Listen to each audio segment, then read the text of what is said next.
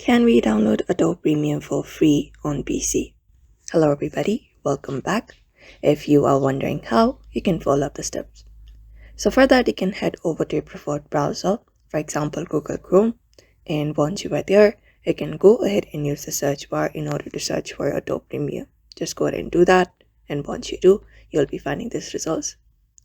You can directly head over to www.adobe.com, the official website, and when you head over here, you should be finding buy now and free trial.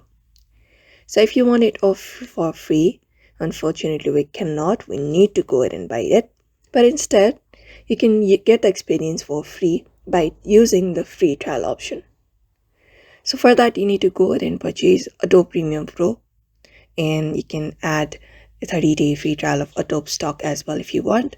But if you go ahead and purchase Adobe Premium Pro, you will be getting a 14 days Premium Pro experience for free. You can go ahead and use it in the web version of Adobe Premium. So all you gotta do is do that, continue the process, and you can also cancel it anytime if you go ahead and purchase it. Like that, you will be buying Adobe Premium, but you can also cancel it anytime and you can also use it.